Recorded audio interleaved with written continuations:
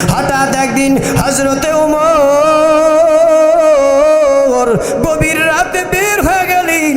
বের রাত হয় একটা ঘরের পাশে যখন যাইতেছিলেন, ওই ঘরের ভিতর থেকে আওয়াজ আসতেছে, একজন কন্যার একজন আম্মা যান, পর্দার আড়ালে আমার মা গো, তোমরা একটু ভালো করে শুনে নাও, তাদের ঈমানটা কেমন ছিল রে মা, আর তোমাদের ঈমানটা কেমন হয়ে গেল। ঘরের ভিতর থেকে আওয়াজ আসতেছে, মা মেয়েকে বলতেছে আজকে উটের দুধ কম হয়েছে, উটের দুধ কম হওয়ার কারণে আমাদের বেশি লাভ হবে না, তবে গভীর রাত হয়ে গেছে, এখন এই দুধের মধ্যে একটু পানি মিশায় দুধগুলো তুমি বেশি করে দাও। কিন্তু ওই সময় আমিরুল মুমিনিন হযরত ওমরের ঘোষণা ছিল দুধের মধ্যে পানি মিশানো যাবে না, পানি মিশালে তাকে কঠোর শাস্তি দেওয়া হবে। এবার যখন আম্মা যান মেয়েকে বলতেছে, রে মা গভীর রাত, এখন কেউ নাই, কেউ নাই, দুধের মধ্যে পানি মিশিয়ে দাও, সকালবেলা বিক্রি করতে হবে। মেয়ে বার ডাক দিয়ে বলতেছে, মা তুমি কি জানো না আমিরুল মুমিনিন খলিফাতুল মুসলিমিন হযরত ওমর দুধের মধ্যে পানি মিশানোর জন্য নিষেধ করে দিয়েছে, যদি সে জানতে পায় তাহলে কঠোর শাস্তির ব্যবস্থা করা হবে তার জন্য। মা মেয়েকে ডাক দিয়ে বলে, রে মা এখন গভীর রাত, ওমর তো ঘুমাইতেছে, এখন তো কেউ শুনবে না, কেউ দেখবে না। এবার মেয়ে ডাক দিয়ে বলতেছে, মা ওমর যদি ঘুমায়, এই রাষ্ট্রীয় প্রধান যদি ঘুমায় থাকে, তাহলে আমার মালিক জমিনের দিকে তাকায় আছে, আল্লাহর চোখ ফাঁকি দেওয়া সম্ভব হবে না রে মা, দুধের মধ্যে পানি দেওয়া যাবে না। এরে নবীর উম্মতের দল, আমার পর্দার আড়ালের আম্মা জান, তাকায় দেখো ওই জামানার মা বোনদের কেমন তাকওয়া ছিল, কেমন আল্লাহর ভয় ছিল। হযরত ওমর যখন ঘরের পাশ থেকে শুনতেছেন এমন আওয়াজ, এবার যখন আমিরুল মুমিনিন চলে গেলেন, পরের দিন বার্তাবাহক দিয়ে তাদেরকে ডাকলেন এবং বললেন, ওই আম্মা জানকে বলতেছেন, মা আমি গতকালকে আপনাদের ঘটনা আমি পর্যবেক্ষণ করেছি, আমি দেখেছি শুনেছি। আরে আম্মা জান, তুমি দুধের মধ্যে পানি মিশাতে চেয়েছো এবং তোমার একজন মেয়ে ঘরের মধ্যে আছে, তোমার মেয়ের অন্তরের মধ্যে আল্লাহর এমন ভয় আমি ওমর দাঁড়িয়ে দাঁড়িয়ে শুনেছি। আম্মা জান যদি আপনি অনুমতি দেন তাহলে আমার একটা সন্তান আছে, এমন একটা ভালো মেয়ে দুনিয়াতে আর পাওয়া যাবে না, আমার সন্তানের সাথে আপনার মেয়েকে আমি বিবাহ দিতে চাই। আল্লাহু আকবার, সুবহানাল্লাহ বললাম, আল্লাহ কি পরিমাণ বড় খুশি হয়। আল্লাহ পাক জানায় দেন, ও গোলাম আমি আল্লাহ তোমার মায়া করে মহব্বত করে বানাইলাম, আমি আল্লাহ স্ত্রী নাই, আমি আল্লাহর স্বামী নাই, আমি আল্লাহর আত্মীয় কোনো স্বজন নাই, আমি বান্দাকে বড় মায়া করে মহব্বত করে বানাইছি। এই উম্মতের দল ভালো করে শুনে নাও, আল্লাহ বলে আমার কেউ নাই, আমি আল্লাহ আমার গোলামকে সুন্দর করে বানাইলাম, বান্দা তোমাদেরকে বানাইলাম, শুধু তাই না আমি আল্লাহ জিন এবং ইনসানকে বানাইলাম আমি আল্লাহর ইবাদত করার জন্য। কার ইবাদত? ওয়ামা খালাকতুল জিন্না ওয়াল ইনসা ইল্লা লিয়াবুদুন।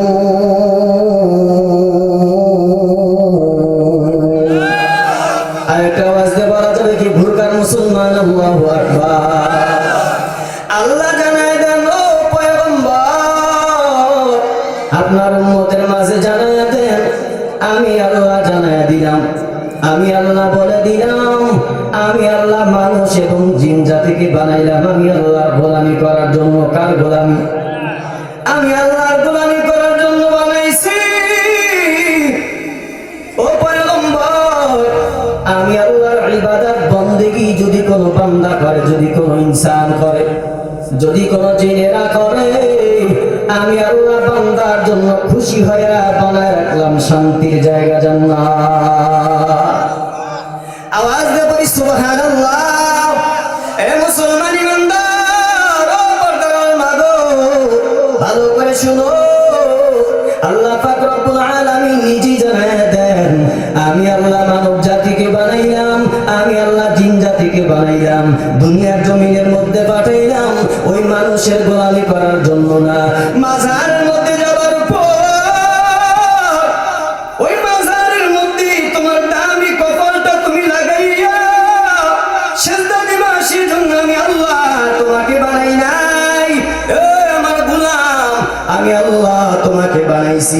আমি আল্লাহ সারা দুনিয়ার মধ্যে আমি তোমাদেরকে পাঠাইলাম, ফেরেশতার মাধ্যম দিয়ে বডি বানাইলাম, আমি আল্লাহ মায়া করে মহাব্বত করে তোমার চেহারা বানাইলাম, আমি আল্লাহ তোমাকে দামি কপাল দিলাম, ওই দামি কপাল আমি তোমাকে মাজারে সিজদা দেওয়ার জন্য দেই নাই, কোন গোলামের কোন মানুষের পায়ের মধ্যে সিজদা দেওয়ার জন্য দেই না রে গোলাম, আমি আল্লাহ তোমাকে বানাইছি, আমি আল্লাহ শুধু আমি নিজের কুদরতি পায়ে সিজদা দেওয়ার জন্য তুমি গোলামকে দুনিয়াতে পাঠাইছি।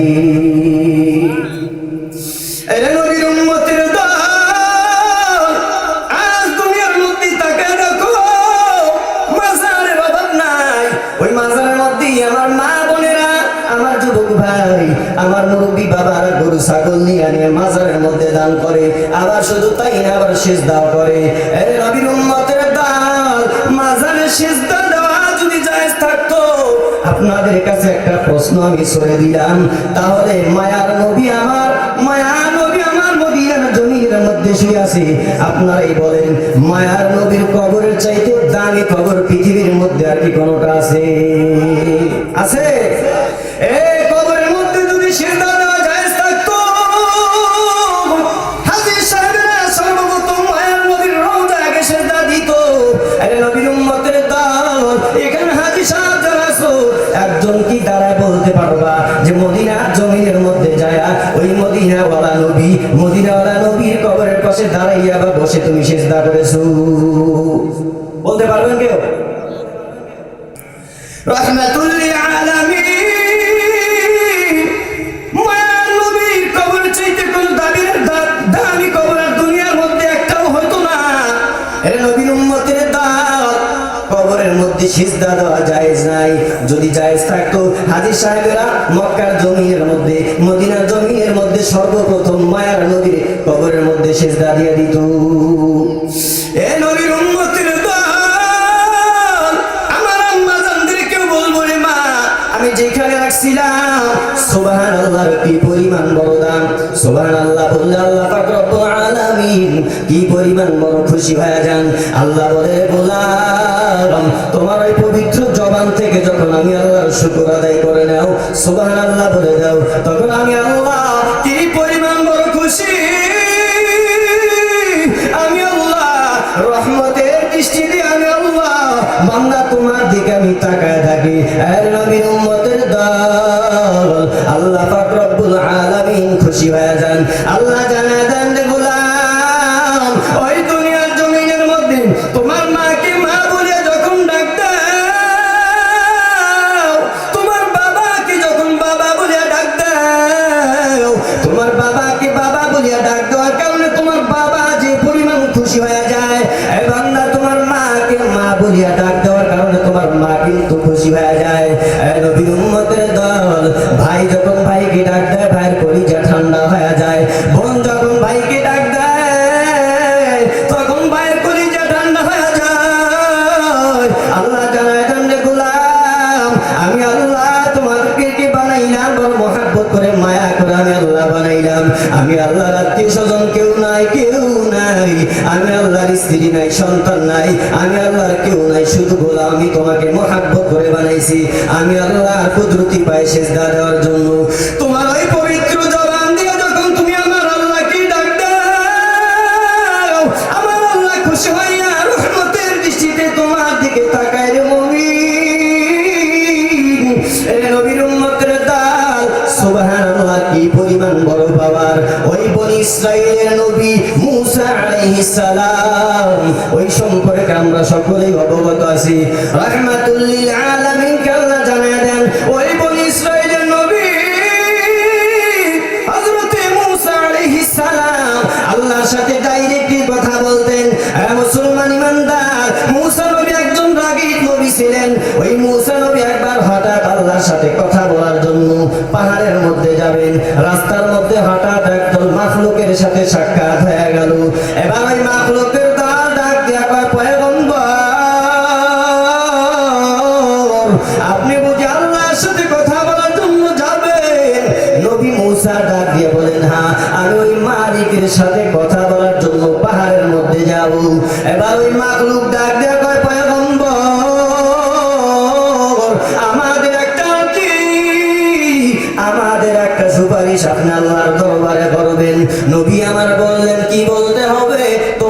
আবার কি আর যে কি সুপারিশ করতে হবে। ওই মাখলুকের দল নবী মূসাকে ডাক দেয়া কয়, ও পয়গম্বর, এই দুনিয়ার জমিনের মধ্যে দীর্ঘদিন যাবত আল্লাহ রহমতের বৃষ্টি নাজিল করে না। এই দুনিয়ার জমিনের মধ্যে দীর্ঘদিন আল্লাহ রহমতের বৃষ্টি দেয় না। এই নবীর উম্মতের দল মাখলুকের দল জানায় দিল, আল্লাহর কাছে আপনি যখন যাবেন, ও পয়গম্বর, আপনার কথা যখন শেষ হয়ে যাবে, আপনার কথা শেষ হবার পর আমাদের কথাগুলো আল্লাহর কাছে তুলে ধরবেন। একটু আল্লাহকে বলবেন এই দুনিয়ার জমিনের মধ্যে রহমতের বৃষ্টি আল্লাহ কবে দিবে। কারণ এই দুনিয়ার জমিনের মধ্যে রহমতের বৃষ্টি না হওয়ার কারণে পয়গম্বর, দীর্ঘদিন যাবত বৃষ্টি না হওয়ার কারণে আমাদের পশু পাখিগুলো কেমন জল হয়ে গেছে, ওই জমিন থেকে আর কোন শস্য জন্ম নিচ্ছে না। আরে নবীর উম্মতের দল যখন এমন ভাবে মূসা নবীকে জানায় দেয়, মূসা নবী এবার তাদের আর্জি শোনার পর মালিকের দরবারে চলে গেল। ওই তুর পাহাড়ে যাইয়া আল্লাহর সাথে যখন কথাগুলো শেষ করলেন, নিজের প্রয়োজনীয় কথা যখন শেষ হয়ে গেল, মূসা নবী এবার বাড়ির দিকে রওনা করেছে। মূসা নবীর আর স্মরণ নাই। আল্লাহ ডাক দেয়া কয়, পয়গম্বর, আপনার কি আর কোনো কথা বাকি নাই? মুসলমান তাকে দেখো, নবী মূসা ভুলে গেছে, কিন্তু আমার মালিক সামান্য মাখলুকাতের কথা বলে নাই। মূসা নবী যখন বাড়ির দিকে রওনা, আমার আল্লাহ ডাক দেয়া কয়, পয়গম্বর, আপনার কি কোনো কথা বলা বাকি নাই? বলেন, না না, আমার আর কোনো কথা বলা বাকি নাই। আল্লাহ ডাক দেয়া কয়, পয়গম্বর, আপনি যখন আমার কাছে আসতেছেন, আসার সময় রাস্তার ভিতর আমার কিছু মাখলুকাতকে আপনাকে কোনো প্রশ্ন করে নাই, আপনার কাছে কোনো কিছু জানতে চায় নাই। এবার মূসা নবী ডাক দেয়া কয়, মালিক, আয় আল্লাহ, আপনার মতো রহমান আর কেউ নাই, আপনার মতো রাজ্জাক আর কেউ নাই। আয় আল্লাহ, আমি নবী মূসা ভুলে গেছি, আপনার মাখলুকের কথা আপনি ভুলেন নাই। আয় আল্লাহ, আমি যখন আপনার কাছে আসতেছি কথা বলার জন্য, রে মালিক, আয় আল্লাহ, ওই রাস্তার ভিতর কিছু মাখলুক আমাকে ডাক দিয়ে যখন জানায় দিল, আরে নবীর উম্মতের দল, ওই মাখলুকেরা জানায় দিছি। মূসা নবী বলে, আয় আল্লাহ, তারা জানতে চায় দুনিয়ার জমিনের মধ্যে দীর্ঘদিন যাবত বৃষ্টি না হওয়ার কারণে তাদের বড় কষ্ট হয়ে গেছে, পশু পাখিগুলো বড় কষ্টে আছে পানির অভাবে, জমিন থেকে তরুলতা কোনো কিছুই জন্ম নেয় না। রে আল্লাহ, আয় আল্লাহ, আপনার সেই মাখলুকেরা জানতে চায় আপনার রহমতের বৃষ্টি আসমান থেকে জমিনের মধ্যে আরো কতদিন পরে নাজিল করবে।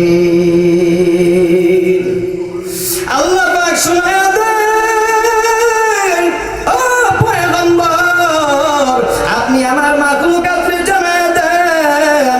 আরে নবীর উম্মতের দল, আমার আল্লাহ দেখো কি বলে দেয়। আল্লাহ জানায়া দেন, রে পয়গম্বর, আমার মাখলুকাতকে যায় জানায়া দেও, আমি আল্লাহ আরো 40 বছর পর দুনিয়ার জমিনের মধ্যে রহমতের বৃষ্টি দিয়া দিব। মূসা নবী এবার এই ঘোষণা শোনার পর মূসা নবী যখন আবার বাড়ির দিকে রওনা, মনে মনে ভাবতেছেন, আল্লাহ যে কথাটা জানায় দিল, ওই মাখলুকাতরা 40 বছর তো বাঁচবেই না, 40 বছর পর দুনিয়াতে রহমতের বৃষ্টি নাজিল করবে, তাহলে তাদের সংবাদ দিয়ে কোনো লাভ নাই, তাদের মনটা বড় খারাপ হয়ে যাবে। নবীর উম্মতের দল এমন কথা যখন ভাবতেছি, যখন ওই মাখলুকের কাছাকাছি নবী মূসা চলে আসছেন, উম্মতের দল মূসা নবী যখন তাদের নিকটে চলে আসলেন, মূসা নবী মনে মনে ভাবতেছেন, তাদেরকে ঘোষণা শোনা আর কি লাভ হবে, তারা তো 40 বছর পর্যন্ত আর বাঁচবেই না। ওই মাখলুকাতের দল মূসা নবীকে দেখার পর ডাক দিয়ে বলতেছে, রে পয়গম্বর, আপনি যখন মালিকের দরবারে গিয়েছেন, আমাদের কথা কি আপনি জানাইছেন গো পয়গম্বর? মূসা নবী ডাক দেয়া কয়, ও মাখলুকাতের দল, তোমরা যে কথা আল্লাহর কাছে জানতে চেয়েছো, আল্লাহ যে ঘোষণা শোনাইতে বলছি, ওই ঘোষণা তোমরা শুনে আর কি লাভ হবে? কারণ 40 বছর পর আল্লাহ রহমতের বৃষ্টি দেওয়ার কথা বলেছেন। 40 বছর পর্যন্ত তো তোমার হায়াতেই টিকবে না। মুসলমান ইমানদার, গুরগাবাসী, আমার পর্দার আড়ালের মা বোনেরা, একবার সুবহানাল্লাহ বলে আল্লাহ কি পরিমাণ বড় খুশি হয়ে যান। এবার যখন মূসা নবী বললেন, আল্লাহ জানায় দিয়েছেন দুনিয়ার জমিনের মধ্যে রহমতের বৃষ্টি আল্লাহ 40 বছর পর নাজিল করবেন।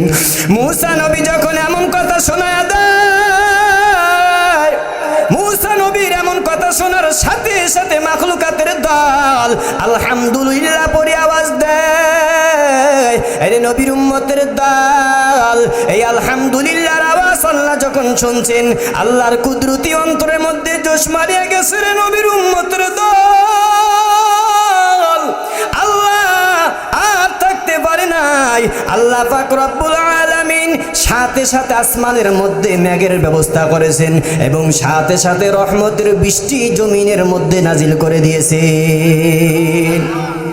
মূসা নবী এবার ডাক দেয়া কয়, রে মালিক,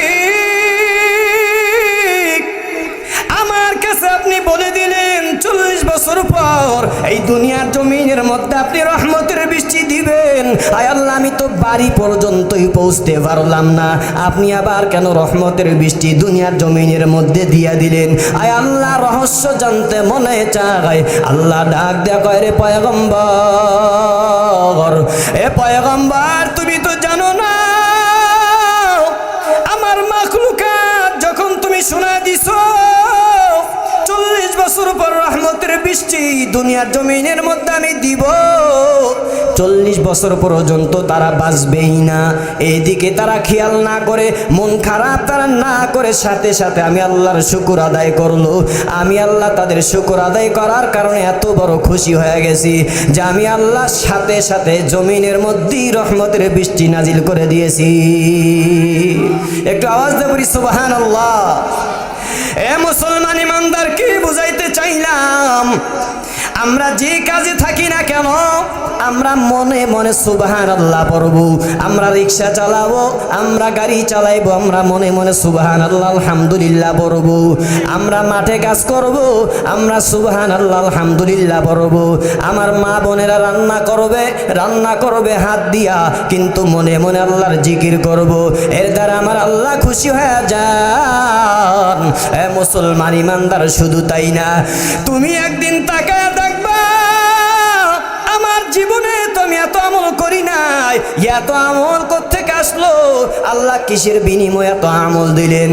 এ বান্দা, তুমি সেদিন দেখতে পাইবা আল্লাহ তোমাকে যখন আমলনামা হাতের মধ্যে দিয়ে দিবে, তখন তুমি দেখতে পাবে তুমি মনে মনে অনেক সময় তুমি সুবহানাল্লাহ বলেছো, আলহামদুলিল্লাহ বলেছো, তুমি ঘুমের ঘরে গেছো, যতক্ষণ পর্যন্ত তোমার ঘুমে আসে নাই ততক্ষণ পর্যন্ত তুমি সুবহানাল্লাহ সুবহানাল্লাহ তুমি বলেছো। সেই দিন তোমাকে ফল দেওয়া হবে রে মুমিন। কোরআন থেকে আমি একটা আয়াতে কারিমা পাঠ করেছি, ইয়া আইয়ুহাল্লাযীনা আমানুত্তাকুল্লাহ হাক্কা তুকাতিহি ওয়া লা তামুতুন্না ইল্লা ওয়া আনতুম মুসলিমুন। আল্লাহ জানায় দেন, ও পয়গম্বর, আপনার উম্মতের মাঝে আপনি জানায় দেন, আপনার উম্মতেরা যেন আমি আল্লাহকে ভয় করে। কি পরিমাণ বড় ভয় করে? আমি আল্লাহকে ভয় করার মতো ভয় করবে। আরে নবীর উম্মতের দল, শুধু তাই না, পরিপূর্ণ মুসলমান না হয় যেন কবরে না আসে। কি পরিমাণ তাকওয়ার অধিকারী হয়েছে রে মুমিন! কি পরিমাণ বড় ভয় তুমি আল্লাহর অন্তরের মধ্যে ঢুকাইছো। আরে বান্দা, দুনিয়ার জমিনের মধ্যে তাকাইলেই তো দেখা যায় এ প্রকাশ্যের মধ্যে গুনাহ করে ফেলে। এই যে আজকে সকালবেলা ফেসবুকের মধ্যে একটা ভিডিও দেখলাম, সিরাজগঞ্জের জমিনে সয়া ধান ঘরের একটি যুবক সকালবেলা সিএনজির মধ্যে বসা 10-12 জন দুর্বৃত্তরা, যুবকের দল 10-12 জন চলে আসলো, হাতের মধ্যে চাপাতি কুড়াল নিয়ে চলে আসলো, ছুরি নিয়ে চলে আসলো। মিনিটের মধ্যেই ওই যুবককে কুপিয়ে কুপিয়ে হত্যা করে দিল। এ মুসলমান ইমানদার, বিনা অপরাধে তুমি একজনের জানকে তুমি কেড়ে নিয়েছো, তুমি তাকে হত্যা করে ফেলেছো। এ নবীর উম্মতের দল, হত্যা কি পরিমাণ মারাত্মক একটা গুনাহ, তুমি যদি জানতা জীবনেও তুমি এমন কাজটা করতা না। আরে মুসলমান ইমানদার, আজ দেশের পরিস্থিতি কেমন তাকায় দেখো। কিছুদিন আগেও তো আমরা দেখলাম হাদি ভাই নামে আমরা যাকে চিনি, রিকশার মধ্যে যখন চলে যাইতেছে, এ নবীর উম্মতের দল, রাতও হয় নাই, কোনো কিছুই নান্দারও হয় নাই, দিনে দুপুরে 3টার দিকে জুমার নামাজের পরে রিকশার মধ্যে দুর্বৃত্তরা গুলি করে হত্যা করে ফেললো। কথা বলেন ঠিক কিনা? এ মুসলমান ইমানদার, আমাদের এখন সময় এসেছি। এ মুসলমান ইমানদার, আমরা তো ধাপে ধাপে স্লোগান দিয়েছি আল কোরআনের আলো ঘরে ঘরে জ্বালো। এখন আমাদেরকে সজাগ হওয়া লাগবে। আল কোরআনের আলো শুধু ঘরে ঘরে জ্বললে হবে না, আল কোরআনের আলো স্লোগান দিতে হবে এখন সংসদে জ্বালো। লিল্লাহে তাকবীর, লিল্লাহে তাকবীর। আল কোরআনের আলো, আল হাদিসের আলো, লিল্লাহে তাকবীর। এরে নবীর উম্মতের দল, কি পরিমাণ তাকওয়ার মালিক হইছো, কি পরিমাণ আল্লাহর ভয় তোমার অন্তরের মধ্যে ঢুকাইছো। এ বান্দা, তোমার অন্তরে কি ভয় নাই? তোমার অন্তরে কি কোনো রকম ভয় আসে না? আজ তুমি ভালো আছো, চক্ষু তোমার বন্ধ হয় নাই, চক্ষু খোলা আছে, তোমার যা মনে চাই তুমি করতেছো। আজরাইল তোমার পিছন থেকে ডাক দেয়, আল্লাহর যখন অর্ডার হয়ে যাবে সাথে সাথে তোমাকে ধরে ফেলবে। রে বান্দা, তুমি ভাবতেছো এখন আমার বড় ভাই আছে, এখন আমার বাবা বেঁচে আছে, এখন আমার দাদা জমিনের মধ্যে আছে, আমার মরণের সিরিয়াল অনেক দেরিতে। আরে বাবা, আসার সিরিয়াল আছে কিন্তু যাবার কোনো সিরিয়াল নাই। আরে বান্দা, তাকা দেখো, তোমার মতো কত যুবক দুনিয়ার জমিনের মধ্যে আজ নাই। এক খেলার কত সাথী দুনিয়ার জমিন থেকে বিদায় নিয়ে চলে গেল। তাকে দেখো, তোমার সাথী আজ দুনিয়ার জমিন নাই, তুমি আসরে গোলাম। আল্লাহ পাক রব্বুল আলামিন দুনিয়াটা মুমিনের জন্য পরীক্ষার একটা হল বানাইলেন। এ বান্দা, একটু ভালো করে নজর করিয়া শোনো, আল্লাহ পাক রব্বুল আলামিন প্রত্যেকটা বান্দাকে পরীক্ষা করবে। এ দুনিয়ার পরীক্ষার মতো পরীক্ষা না, দুনিয়ার পরীক্ষার হলের মধ্যে যদি তুমি একবার ফেল করিয়া বসো, দ্বিতীয়বার তোমার পরীক্ষা দেওয়ার সুযোগ আছে। দ্বিতীয়বার তুমি পরীক্ষায় ফেল করছো, তৃতীয়বার তোমাকে পরীক্ষা দেওয়ার সুযোগ হবে, তুমি পাস করতে পারবা। আল্লাহ পাক রব্বুল আলামিনের পরীক্ষা এত বড় কঠিন, ওই পরীক্ষায় যদি একবার তুমি ফেল করিয়া বসো, আরে বান্দা, একবার যদি তুমি ফেল করিয়া বসো, দ্বিতীয়বার আর তোমার সুযোগ হবে না পরীক্ষায় পাস করার মতো। এ মুসলমান ইমানদার, আমার পর্দার আম্মা জান, এখনো সময় আছে রে মা, তওবা করে খাঁটি মুসলমান হয়ে অন্ধকার কবরের দিকে রওনা দিও। 5 ওয়াক্ত নামাজ পড়ে পড়ে কবরের দিকে রওনা দিও রে আম্মা জান। এ আম্মা জান, তোমাদের মধ্যে কি আল্লাহর ভয় নাই?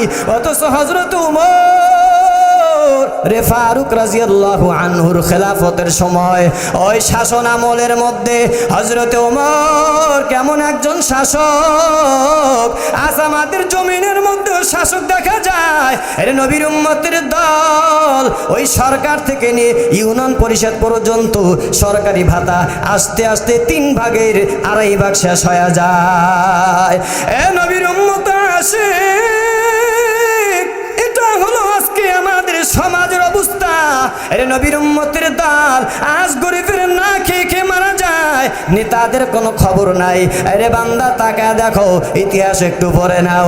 হযরতে ওমর তার শাসন আমলের সময় কি পরিমাণ বড় কড়া ছিলেন, কি পরিমাণ শাসন করেছিলেন, কি পরিমাণ আল্লাহর ভয় তার অন্তরের মধ্যে ছিল। হযরত ওমর সারাদিন তার রাষ্ট্রীয় কাজ করতেন, রাতের বেলা ঘুরি ঘুরি প্রজাদের পর্যবেক্ষণ করতেন। কোন বান্দা, কোন আল্লাহর বান্দা, কোন নবীর উম্মত না জানি কষ্টে আছে, তার পাশে যা দাঁড়াইতেন। হঠাৎ একদিন হযরতে ওমর গভীর রাতে বের হয়ে গেলেন। বের রাত হয় একটা ঘরের পাশে যখন যাইতেছিলেন, ওই ঘরের ভিতর থেকে আওয়াজ আসতেছে, একজন কন্যা একজন আম্মা যান, পর্দার আড়ালে আমার মা গো, তোমরা একটু ভালো করে শুনে নাও, তাদের ইমানটা কেমন ছিল রে মা, আর তোমাদের ইমানটা কেমন হয়ে গেল। ঘরের ভিতর থেকে আওয়াজ আসতেছে, মা মেয়েকে বলতেছে আজকে উটের দুধ কম হয়েছে, উটের দুধ কম হওয়ার কারণে আমাদের বেশি লাভ হবে না, তবে গভীর রাত হয়ে গেছে, এখন এই দুধের মধ্যে একটু পানি মিশায় দুধগুলো তুমি বেশি করে দাও। কিন্তু ওই সময় আমিরুল মুমিনিন হযরত ওমরের ঘোষণা ছিল দুধের মধ্যে পানি মিশানো যাবে না, পানি মিশালে তাকে কঠোর শাস্তি দেওয়া হবে। এবার যখন আম্মা যান মেয়েকে বলতেছে, রে মা, গভীর রাত, এখন কেউ নাই, কেউ নাই, দুধের মধ্যে পানি মিশা দাও, সকালবেলা বিক্রি করতে হবে। মেয়ে এবার ডাক দিয়ে বলতেছে, মা তুমি কি জানো না আমিরুল মুমিনিন খলিফাতুল মুসলিমিন হযরত ওমর দুধের মধ্যে পানি মিশানোর জন্য নিষেধ করে দিয়েছে, যদি সে জানতে পায় তাহলে কঠোর শাস্তির ব্যবস্থা করা হবে তার জন্য। মা মেয়েকে ডাক দিয়ে বলে, রে মা, এখন গভীর রাত, ওমর তো ঘুমাইতেছে, এখন তো কেউ শুনবে না, কেউ দেখবে না। এবার মেয়ে ডাক দিয়ে বলতেছে, মা ওমর যদি ঘুমায়, এই রাষ্ট্রীয় প্রধান যদি ঘুমায় থাকে, তাহলে আমার মালিক জমিনের দিকে তাকায় আছে, আল্লাহর চোখ ফাঁকি দেওয়া সম্ভব হবে না রে মা, দুধের মধ্যে পানি দেওয়া যাবে না। এরে নবীর উম্মতের দল, আমার পর্দার আড়ালের আম্মা জান, তাকায় দেখো ওই জামানার মা বোনদের কেমন তাকওয়া ছিল, কেমন আল্লাহর ভয় ছিল। হযরত ওমর যখন ঘরের পাশ থেকে শুনতেছেন এমন আওয়াজ, এবার যখন আমিরুল মুমিনিন চলে গেলেন, পরের দিন বার্তাবাহক দিয়ে তাদেরকে ডাকলেন এবং বললেন, ওই আম্মাজানকে বলতেছেন, মা আমি গতকালকে আপনাদের ঘটনা আমি পর্যবেক্ষণ করেছি, আমি দেখেছি, শুনেছি। আরে আম্মাজান, তুমি দুধের মধ্যে পানি মিশাতে চেয়েছো এবং তোমার একজন মেয়ে ঘরের মধ্যে আছে, তোমার মেয়ের অন্তরের মধ্যে আল্লাহর এমন ভয় আমি ওমর দাঁড়িয়ে দাঁড়িয়ে শুনেছি। আম্মাজান, যদি আপনি অনুমতি দেন তাহলে আমার একটা সন্তান আছে, এমন একটা ভালো মেয়ে দুনিয়াতে আর পাওয়া যাবে না, আমার সন্তানের সাথে আপনার মেয়েকে আমি বিবাহ দিতে চাই। আল্লাহু আকবার। সতী সাধবী মেয়ের দাম আছে না নাই? আওয়াজটা বলেন, আছে না নাই? আজ আমাদের মা বোনদের কি অবস্থা?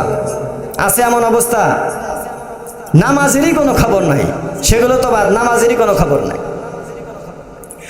এ পর্দারের আম্মা জান, মায়েদের সম্পর্কে ওয়াজ করা বেশি দরকার, কি বলেন? রাবিয়া বসরির কেমন বড় ইমানের পাওয়ার।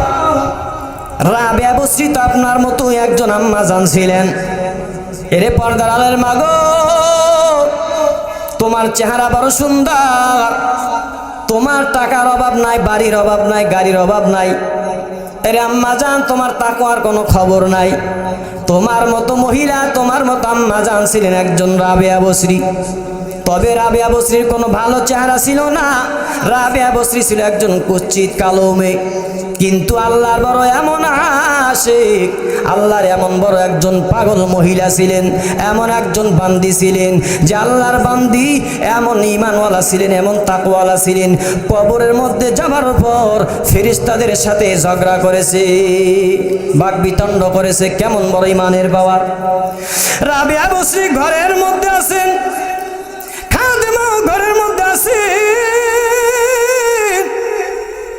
হঠাৎ বাহির থেকে একজন কিছু রুটি আর গোস্ত নিয়ে আসলো, ওই রাবিয়া বসরির জন্য হাদিয়া নিয়ে আসলো। সারাদিন তারা রোজা রাখছে।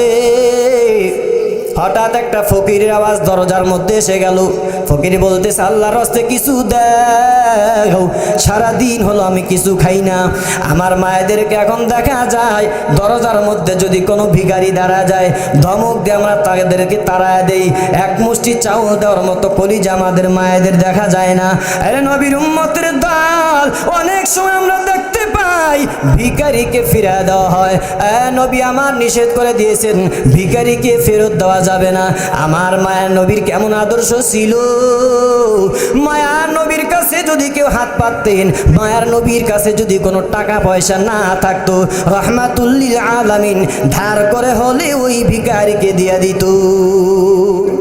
আর যদি কোনো ভিখারি হাত তোমার দিকে বাড়া দেয়, ভিখারিকে তুমি ধমক দিয়ে ফিরা দাও, আমি ওই মাদেরকে বলবো, আমি ওই যুবক ভাইদেরকে বলবো, আল্লাহ তোমাকে ধনী বানাইছে, আল্লাহ তোমাকে স্বাবলম্বী বানাইছে, আল্লাহ তোমাকে ভিখারি বানায় নাই রে মুমিন। আল্লাহ তোমাকে ভিখারি বানায় না রে মা। আল্লাহ যদি চাইতো তোমাকেও ভিখারি বানাইতে পারতো। আল্লাহ যদি চাইতো তোমাকে মানুষের দরজায় দরজায় ঘুরাইতে পারতো, কিন্তু আল্লাহ তো তোমাকে তা করে নাই। আল্লাহ মায়া করে মহাব্বত করিয়া তোমাকে ভালোবাসিয়া তোমাকে ধনী বানাইছে। আল্লাহ তোমাকে পর্যাপ্ত পরিমাণ সম্পদের মালিক বানায় দিছে, যার কারণে দাঁড়ে দাঁড়ে মানুষের দাঁড়ে দাঁড়ে গিয়ে তোমাকে ভিক্ষা করতে হয় না। আম্মা জান, তুমি শুকরিয়া জ্ঞাপন করো আর মালিকের দরবারে তুমি কান্না করে করে বলো, হে মালিক, আয় আল্লাহ তুমি তো পারতে আমাকে ভিখারি বানাইতে, আয় আল্লাহ তুমি তো পারতে আমাকে গরিব বানাইতে, আয় আল্লাহ তুমি তো আমাকে, আয় আল্লাহ অন্ধ বানাইতে পারতে, তুমি আমাকে হাত ছাড়া মানুষ বানাইতে পারতে। এ বান্দা তাকা দেখো, আল্লাহ পাক রব্বুল আলামিন কি পরিমাণ নিয়ামত দিয়ে তোমাকে আর আমাকে ভরপুর করিয়া দিল। তাকা দেখো রে গোলাম, অনেক মানুষ রাস্তাঘাটের মধ্যে দেখা যায় একটা হাত নাই, দুইটা হাত নাই, একটা পা নাই, তাদের কেমন অবস্থা রে বান্দা। এই যে শীতের রাত, স্টেশনের মধ্যে তাকায় দেখলে দেখা যায় কত আল্লাহর গোলাম। ওই সেদিনও আমি গিয়েছিলাম, গত 2 দিন আগে মানিকগঞ্জে গেলাম। মানিকগঞ্জ থেকে আসার সময় ওই যমুনার পরে এলেঙ্গা যখন আমি নামলাম, স্টেশনের মধ্যে আমি দাঁড়াইলাম, রাত বাজে 4টা। আমার সাথে আরো কয়েকজন ছিল। স্টেশনের মধ্যে তাকায় দেখলাম আল্লাহর অনেক বান্দা বান্দিরা জমিনের মধ্যে শুয়ে আছে। কোনো মশারি নাই, কোনো ল্যাপ নাই, কম্বল নাই। ওই শীতের মধ্যে তারা সাধারণভাবে জীবন যাপন করতেছে। আমার মাদেরকে বলবো, যুবক ভাইদেরকে বলবো, মুরব্বী বাবাদেরকে বলবো, আল্লাহ তো তোমার এমন কোনো হালাত করে নাই, আল্লাহ তো এমন করুণ দশা তোমার দেয় নাই, আল্লাহ তো তোমার এমন গরিবী হালত দেয় না রে মুমিন। এরে বান্দা তাকা দেখো, আজ যদি ইসলামের পক্ষে মসজিদের জন্য, মাদ্রাসার জন্য কিছু চাওয়া হয়, দানের কথা বলা হয়, তাহলে আমাদের মনটা বড় বেজার হয়ে যায়। আরে বান্দা, আমি তোমাদেরকে বলতে চাই, আরে বান্দা, তুমি যখন দুনিয়াতে আসছো তুমি কিছুই নিয়ে আসতে পারো নাই, খালি হাতে তুমি জমিনের মধ্যে আসছো। আবার দুনিয়ার মধ্যে আল্লাহ তোমাকে পাঠাইছে পরীক্ষা করার জন্য, পরীক্ষা নেওয়ার জন্য। আল্লাহ তোমাকে সামান্য সময়ের জন্য সম্পদের মালিক বানায় দিলেন। রে বান্দা, তোমাকে বাড়ির মালিক আর গাড়ির মালিক বানায় দিলেন আল্লাহ পরীক্ষা নেওয়ার জন্য। রে বান্দা, পরীক্ষায় তুমি যদি ফেল করিয়া বসো, হাসরের ময়দানে অবশ্যই তোমাকে মালিকের দরবারে ওই কাঠগড়ার মধ্যে তোমাকে দাঁড় করানো হবে। কাঠগড়ায় দাঁড় করা তুমি কি হিসাব দিবা? আল্লাহ যদি বলে, গোলাম, আমি তোমাকে কোনো নিয়ামত আমি কমতি করি নাই, আমি আল্লাহ তোমাকে সব কিছুই দান করেছি, আমি আল্লাহর জন্য, দ্বীনের জন্য তুমি কি করেছো? জবাব দিতে পারবো না রে মুমিন। এই জন্য এই দুনিয়াটা হলো পরীক্ষার হল। আমাদেরকে পরীক্ষায় পাশ করে আল্লাহর কাছে আমাদেরকে যেতে হবে।